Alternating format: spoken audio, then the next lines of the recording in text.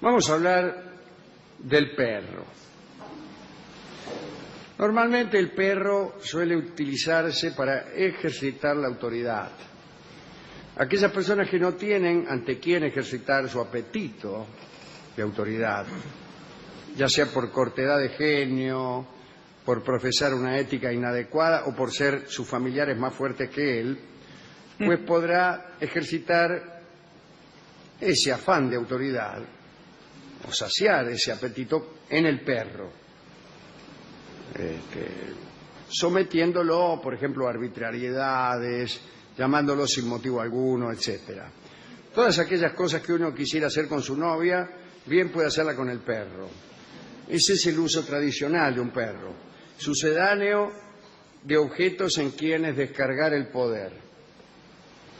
Pero hoy hablaremos de algunos usos no convencionales del perro, por ejemplo, el que hacían de él los conquistadores españoles, que utilizaban a los perros como armas de guerra.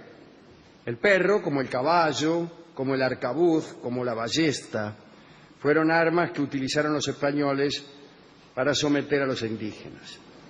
De cualquier modo, el perro de guerra, llamémoslo así, no fue una invención hispana, pues ya era utilizado por los romanos, por los griegos, por los germanos, etc. Pero en América fue un arma importante, quizá porque los perros americanos tenían alguna condición extraña. Por empezar, no ladraban, lo cual es molesto para un perro que debe ser usado en forma intimidatoria. Entonces, no ladrar ya es una dificultad. Yo, por ejemplo, me asusto cuando un perro me hace guau. Sí. Si el perro no me ladra, no veo por qué tendría que asustarme. Ya Cristóbal Colón utilizó perros. Trajo una jauría de perros alanos, de pelo bermejo, de hocicos negros, y participaron en un sangriento combate con los indios de la Española, y según se dice, hicieron muchas víctimas a aquellos perros. Se les adiestraba en la caza del aborigen, y con toda crueldad los cebaban con carne humana, según se desprende de los informes de Fray Antonio de Remesal, discúlpeme, que es nuestro productor ejecutivo.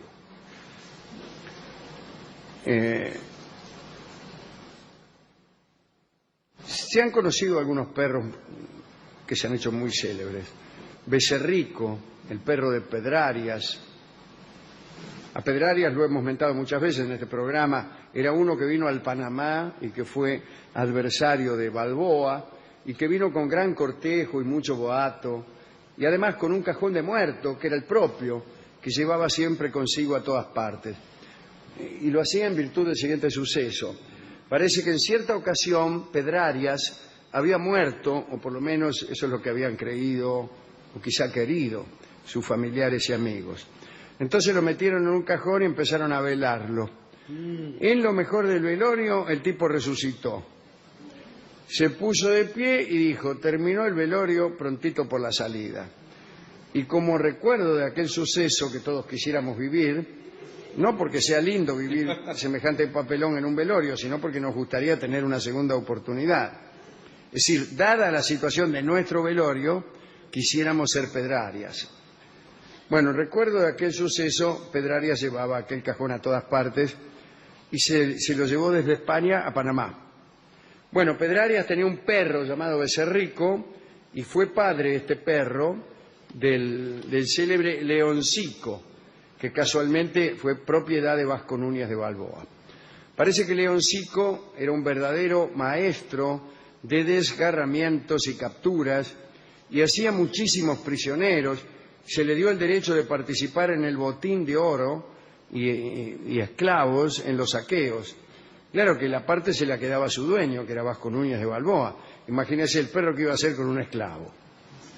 Se dice que si el indio se quedaba quieto, Leoncico lo tomaba por la muñeca o por la mano y lo traía suavemente sin morderlo. Pero si el indio se ponía en defensa, lo hacía pedazos. Cuando las circunstancias y las intrigas hicieron que Vasco Núñez de Balboa perdiera la cabeza, se la cortaron. Leoncico estremeció con su aullido a los verdugos. Otro conquistador que tuvo perro fue Pizarro. Cuando era gobernador del reino de Quito, intentó la conquista de un país que se llamaba de la Canela. Muchos decían que ese era el Dorado. Entre una considerable tropa de hombres, caballos, llevaba también 900 perros. Y al grito de chúmbale, los perros atacaban. En realidad, no utilizaba mucho Pizarro a los perros. Los usaba para amedrentar y más por puro entretenimiento. Entre paréntesis, la expedición resultó un fracaso y parece que cuando estaban regresando, ante la carencia de alimento, se lastraron a los perros, se lastraron. Señor. Según se dice o se decía, parece que el perro no se acerca o no ataca a las personas que se sientan o se ponen de rodillas o en cuclillas, como el señor trataba de hacer recién. Señor. Claro. Esto es incluso un consejo para aquellas personas que regresando a su casa son atacadas por los perros de Pizarro, dijo el japonés. La mejor cualidad del perro, ya se sabe, es el olfato, que le permite percibir a la distancia el olor de la adrenalina. Y parece que este olor provoca el furor del perro. ¡Ah, qué bronca!, dice el perro. Los conquistadores solían salir a perrear, es decir, a cazar esclavos con perros. Una cosa espantosa, ¿no? Aquí en Argentina son célebres los perros cimarrones. Era peligroso, hasta principios del siglo XX, andar a pie en la pampa. El tipo que no iba montado corría el riesgo de ser atacado por perros cimarrones. Víctima frecuente, cuenta don Arturo Jaureche, eran los turcos que iban a vender y que en su humildad solían carecer de caballo y andaban a pie, perdidos a veces en la neblina. Y por ahí eran víctimas de los perros cimarrones. Aquí hay muchas leyendas que se refieren a los perros, leyendas de las cuales haremos gracia, no contaremos el lobizón, nada de eso. Pero en Europa también se han empleado los perros en los ejércitos. Carlos V, Carlos I de España, tenía 400 perros que fueron utilizados para combatir a otro amigo de este programa, Francisco I de Francia, Francisco de Valois, ¿no? Los romanos recomendaban que en las torres de las fortalezas se tuvieran perros de buen olfato para avisar la presencia del enemigo.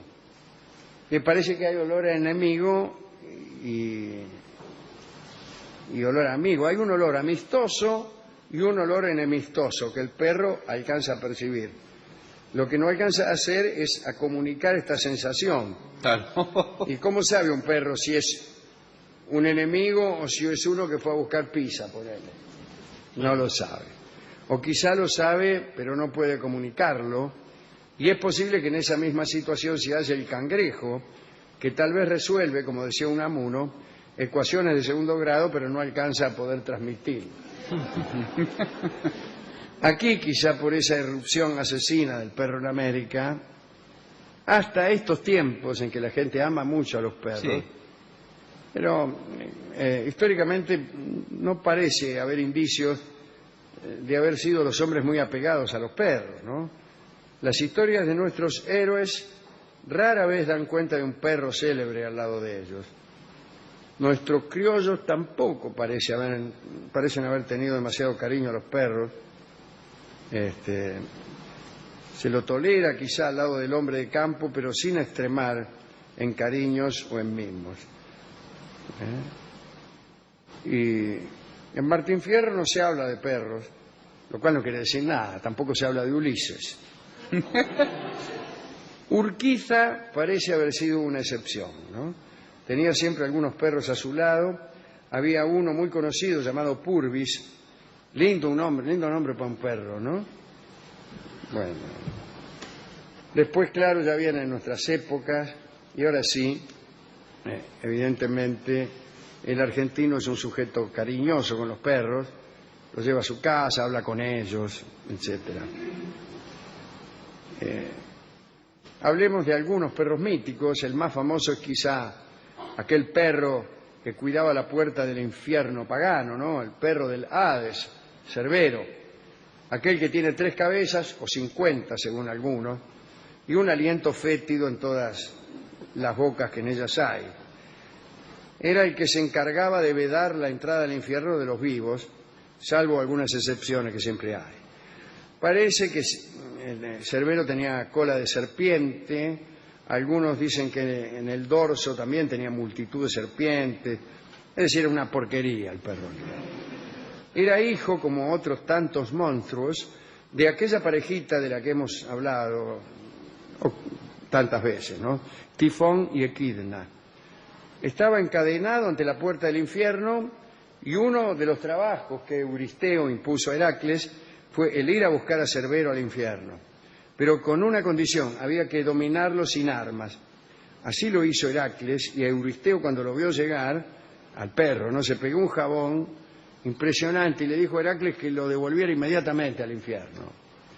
Después estaba un hermano de Cerbero, que era el perro Ortro, disculpen ustedes. Señor, qué manera de nombrarlo. Que no era otro que el perro de Geriones, también muerto por Heracles, y que era el terror de los perros.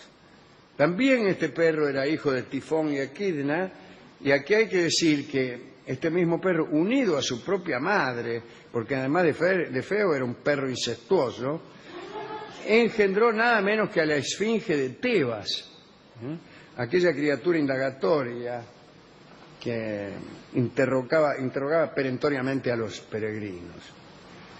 Las descripciones de Ortro varían, como ustedes saben. A veces se le atribuyen varias cabezas, un cuerpo de septiembre y así.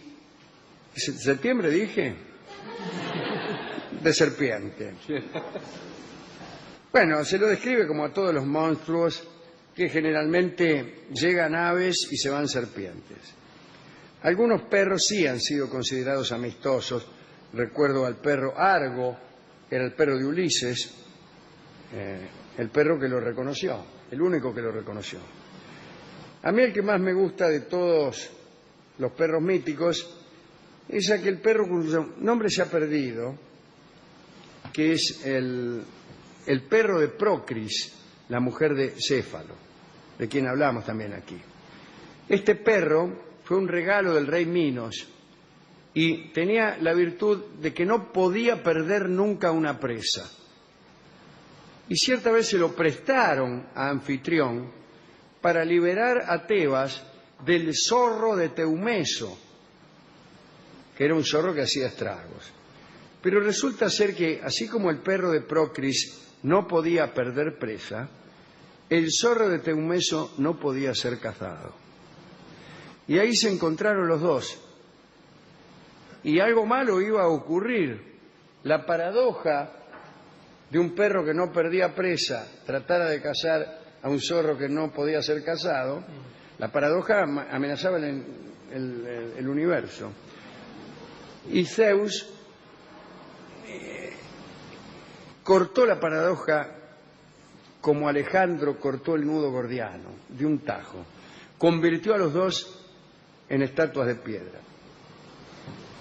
Y así evitó que el mundo estallara.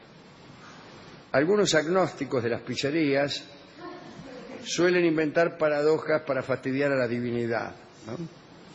La más conocida es aquella que enuncia lo siguiente: ¿puede Dios crear un objeto tan pesado que Él mismo no pueda levantar? Dicen los tipos, ¿no?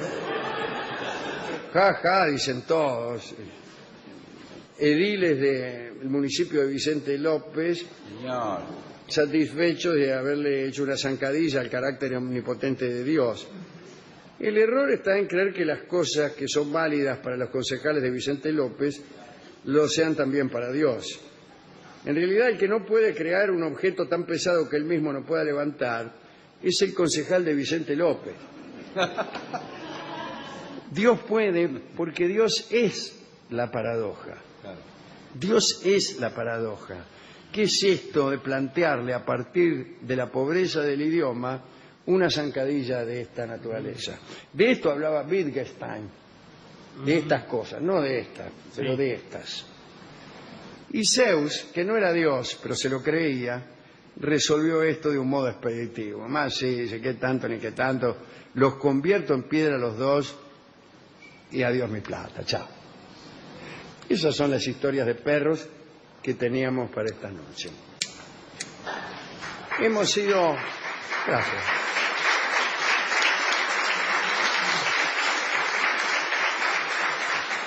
Hemos ido a la discoteca a buscar material. Encontramos una obra de Néstor Feria y casi ponemos el disco de Néstor Feria. No estaba bien la versión que habían subido a YouTube, pero la canción que oiremos es Chúmbale los perros, una canción de Néstor Feria. Néstor Feria era muy popular, pero muy popular. Era un artista de la radio, un gran cantor. Era popular como puede serlo ahora, qué sé yo, cualquiera. Alguien muy famoso, dice. Alguien muy famoso, sí. No pongamos ejemplos, pues, sí. Va a ser enojoso para mí o para el tipo. Sin embargo, casi no grabó. Grabó 8 discos en su vida. Y entonces se cortó su relación con las nuevas generaciones. Hoy ya no lo conoce casi nadie. Al no dejar los discos... No dejó discos.